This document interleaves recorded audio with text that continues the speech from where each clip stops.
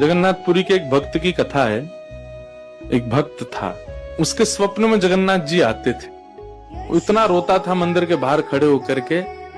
तो ठाकुर जी बोले, तू क्यों रोता है? बोले, आप बस मेरे साथ रहो, मुझे और कुछ नहीं चाहिए, और इस बात का मुझे अनुभव होना चाहिए कि आप मेरे साथ हो। तो भगवान जगन्नाथ जी ने उसको कहा, मैं तेरे साथ हमेशा हूं, और इसका अनुभव तुझे जब करना हो समुद्र की बालू में चलना, और थोड़ी दूर चलने के बाद फिर पीछे देखना, 2 पैरों के निशान तेरे होंगे और तेरे बगल में 2 पैर के निशान मेरे होंगे। उससे तुझे पता चल जाएगा मैं तेरे साथ।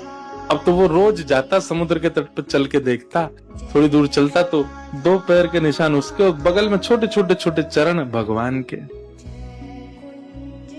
इतना प्रसन्न रहता था। लेकिन ये उसके घर में कोई घटना घटी, माता जी का देहावसन हो गया, बहुत कष्ट में आ गया, इतना पीड़ा में आ गया, रोने लगा, बिलखने लगा। अपनी माँ के जाने के भाव से तुरंत दौड़ करके गया। बोले, मैं मन को शांत करने का एक ही तरीका, पता चले जगन्नाथ जी मेरे साथ। अत्यंत पीड़ा में था। जैसे ही समुद्र के तट पर चल रहा था, रो रहा था बहुत तेज तेज। पीछे मुड़ करके उसने देखा तो 2 ही पैरों के चिन्ह थे। जगन्नाथ मंदिर के बाहर जाकर बोला, मैं समझ गया, मेरी माँ का देहावसन इसलिए हुआ क्योंकि आप मुझे छोड़ के चले गए हो। अब आप मेरे साथ में नहीं हो।